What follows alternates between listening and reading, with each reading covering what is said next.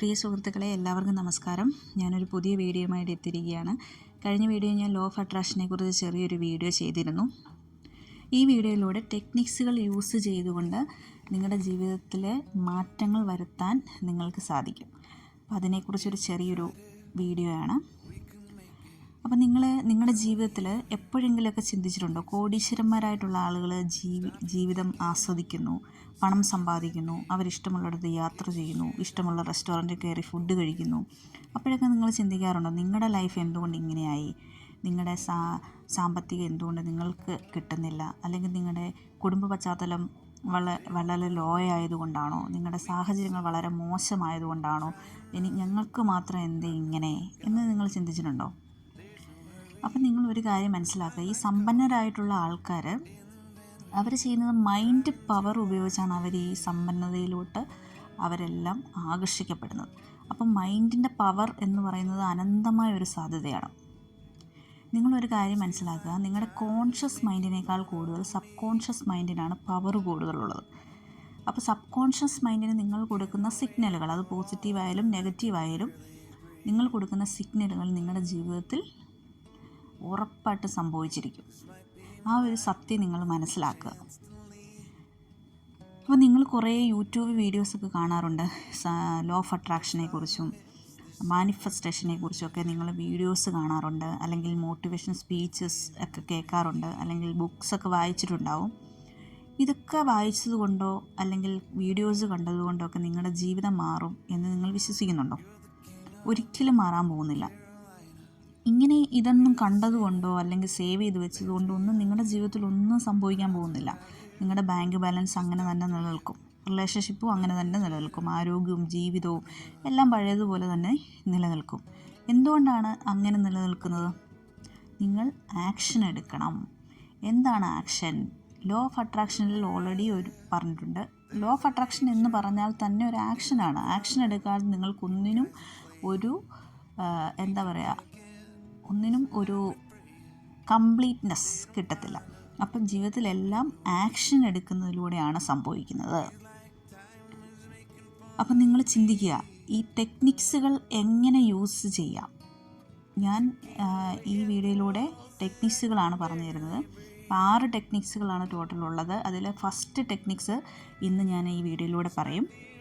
അതെങ്ങനെയൊക്കെ പഠിക്കാം, അല്ലെങ്കിൽ അതെങ്ങനെ തിയറിറ്റിക്കലി അല്ല പ്രാക്ടിക്കലായിട്ട് അതെങ്ങനെ യൂസ് ചെയ്യാമെന്ന് ഈ വീഡിയോയിലൂടെ ഞാൻ പറയുന്നതായിരിക്കും. അപ്പം ജോസഫ് മർഫിയുടെ ലോകത്തിലെ ഏറ്റവും കൂടുതൽ വിറ്റഴിക്കപ്പെട്ട പുസ്തകമായ the power of your subconscious mind എന്ന പുസ്തകത്തിലെ 6ാമത്തെ അധ്യായത്തിൽ പറയുന്നത് എന്താണെന്നറിയുമോ? ഇന്ന് തന്നെ ഫലം ചെയ്യുന്ന 6 ടെക്നിക്കിൽ അതിനകത്ത് പറയുന്നുണ്ട്.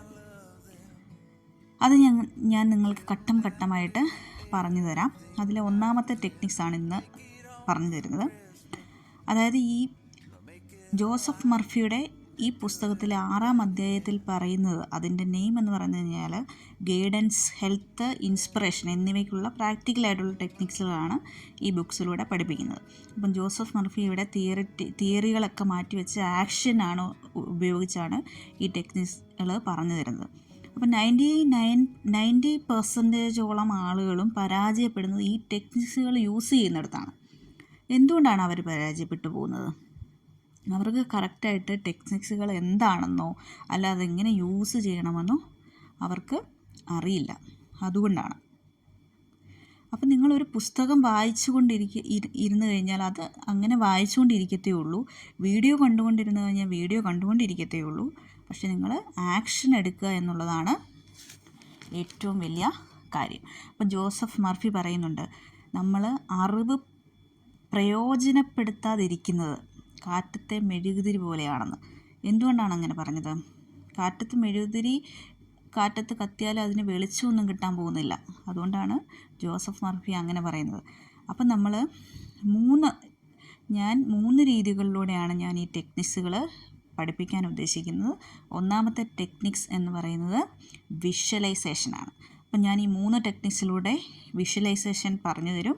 1ാമത്തെ രീതി എന്ന് പറയുന്നത് ടെക്നിക്ക് എന്താണെന്നുള്ളതാണ്. 2ാമത്തേത് ഇത് എന്തുകൊണ്ട് പ്രവർത്തിക്കുന്നു എന്നുള്ളതാണ്. 3ാമത്തേത് ഇന്നു മുതൽ ഇതെങ്ങനെ തുടങ്ങാം എന്നുള്ളതാണ്. അപ്പം 1ാമത്തെ ടോപ്പിക്ക് വിഷ്വലൈസേഷനാണ്. ജോസഫ് മർഫി പറയുന്നുണ്ട്, നിങ്ങളുടെ സബ് കോൺഷ്യസ് മൈൻഡ് പ്രവർത്തിക്കുന്നത് മാനസിക ചിത്രങ്ങളിലൂടെയാണ്. നിങ്ങൾ ഒരു സമ്പന്നനാണ് എന്ന് പറയുമ്പോൾ സബ് കോൺഷ്യസ് മൈൻഡ് അത് കേൾക്കുന്നുണ്ടെങ്കിലും പൂർണ്ണമായി അതിന് മനസ്സിലാവത്തില്ല. എന്താണ് നിങ്ങൾ സമ്പന്നനാണ് എന്ന് ജസ്റ്റ് പറഞ്ഞു കഴിഞ്ഞാൽ നിങ്ങൾ സബ് കോൺഷ്യസ് മൈൻഡിന് മനസ്സിലാകില്ല. അപ്പം നിങ്ങൾ എന്താണ് ചെയ്യേണ്ടത്? നിങ്ങളൊരു വലിയ വീട്ടിലാണുള്ളത്, BMW കാറിലാണ് ഇരിക്കുന്നത്, നിങ്ങളുടെ ബാങ്ക് ബാലൻസ് ഒരുപാടുണ്ട് എന്നൊക്കെ നിങ്ങൾ മനസ്സിലൊരു ചിത്രം ഉണ്ടാക്കിയെടുക്കണം. എങ്കിൽ മാത്രമേ സബ് കോൺഷ്യസ് മൈൻഡ് അത് വിശ്വസിക്കുകയുള്ളൂ. ജോസഫ് മർഫി പറയുന്നുണ്ട്, ഒരു യഥാർത്ഥ കഥ ജോസഫ് മർഫി പറയുന്നുണ്ട്. അതായത് ഹോളിവുഡിൽ അവസരങ്ങൾ അന്വേഷിച്ച് നടക്കുന്ന ഒരു നടനുണ്ടായിരുന്നു. അപ്പോൾ ആ നടന് പണമോ അവസരങ്ങളോ ഒന്നും കിട്ടാതെ ഇങ്ങനെ നടക്കുകയാണ്. അപ്പോൾ ജോസഫ് മർഫി ഒരു ദിവസം കണ്ടപ്പോൾ ജോസഫ് മർഫി അവനോട് പറഞ്ഞു, എല്ലാ രാത്രിയും നീ ഉറങ്ങുന്നതിന് മുമ്പ് നീ ഒരു അവാർഡ് വാങ്ങുന്നതായി വിഷ്വലൈസ് ചെയ്യുക. എന്നിട്ട് അതിൽ നിന്നും കിട്ടിയ ട്രോഫിയുടെ ഭാരം നിൻ്റെ കൈകളിൽ അനുഭവിക്കുക. ആളുകളുടെ കൈയുടെയും ക്യാമറ ഫ്ലാഷുകളും നീ കാണുക, കേൾക്കുക. പിന്നെ സ്റ്റേജിലെ പൂക്കളുടെ മണം നീ ശ്വസിക്കുക. എല്ലാ രാത്രിയും ഇത് നിനക്ക് ചെയ്യാൻ സാധിക്കുകയാണെങ്കിൽ നീ ചെയ്യാൻ പറഞ്ഞു. അപ്പം അങ്ങനെ ആ ഹോളിവുഡ് നടന് അതെല്ലാ ദിവസവും ചെയ്യാൻ തുടങ്ങി. അങ്ങനെ 3 ആഴ്ചകൾക്ക് ശേഷം ഒരു പ്രമുഖ ഡയറക്ടർ അവനെ ഒരു റോളിനായിട്ട് വിളിച്ചു. അതായത് ഒരു അവാർഡ് വിന്നിങ് റോളായിരുന്നു. ഇന്നവൻ ഹോളിവുഡിലെ ഏറ്റവും നല്ല പേരിലൊരാളാണ്. അപ്പോൾ ഇതാണ് സബ് കോൺഷ്യസ് മൈൻഡിൻ്റെ മാനിഫെസ്റ്റേഷൻ എന്ന് പറയുന്നത്. ഇതാണ്. അപ്പം ഘട്ടം ഘട്ടമായി ഇത് ഞാൻ നിങ്ങൾക്ക് പറഞ്ഞു തരാം. ഒന്നാമത്തെ ഘട്ടം എന്ന് പറയുന്നത് സ്റ്റെപ്പ് 1, വൈകുന്നേരം 10 മിനിറ്റ് സമയം കണ്ടെത്തുക, ഫോണൊക്കെ മാറ്റി വെച്ച് സ്വസ്ഥമായിട്ടിരിക്കുക. സ്റ്റെപ്പ് 2 എന്ന് പറയുന്നത് കണ്ണുകൾ അടച്ച് റിലാക്സ് ചെയ്യുക. ഒരു ചിന്തയും പാടില്ല മനസ്സിൽ. കണ്ണുകൾ അടച്ച് റിലാക്സ് ചെയ്ത് 3 തവണ ദീർഘശ്വാസം എടുക്കുക. മൂന്നാമത്തെ ടെക്നിക്സ് എന്ന് പറയുന്നത് നിങ്ങൾ എന്താണോ ആഗ്രഹിക്കുന്നത് അതിൻ്റെ ചിത്രം മനസ്സിലുണ്ടാക്കുക. ആ ചിത്രത്തിൽ നിങ്ങളും ഉണ്ടായിരിക്കണം. ഇപ്പോൾ ഒരു വീടാണ് നിങ്ങളുടെ സ്വപ്നമെങ്കിൽ വീട്ടിനുള്ളിൽ നിങ്ങൾ ഇരിക്കുന്നതായിട്ടും വീടിനുള്ളിൽ നിങ്ങൾ എന്തെല്ലാം കാര്യങ്ങൾ നിങ്ങൾക്ക് ചെയ്യാൻ പറ്റുമോ അതൊക്കെ ചെയ്യുന്നതായിട്ടും അതിനുള്ളിൽ നിങ്ങൾ കത്തിച്ച് വെക്കുന്ന ഒരു കർപ്പൂരം അല്ലെങ്കിൽ ഒരു സാമ്പ്രാണി എന്തിൻ്റെയും ഒരു മണം ശ്വസിക്കുന്നതായിട്ടൊക്കെ നിങ്ങൾ വിഷ്വലൈസ് ചെയ്യുക. അത് നിങ്ങൾ ഫീൽ ചെയ്യുക. നാലാമത്തെ സ്റ്റെപ്പ് എന്ന് പറയുന്നത് അത് നിങ്ങൾ ഫീൽ ചെയ്യുക. അങ്ങനെ 5 to 10 മിനിറ്റ്സ് ഈ ഫീലിൽ തുടരുക. എന്നിട്ട് കണ്ണ് തുറക്കുക.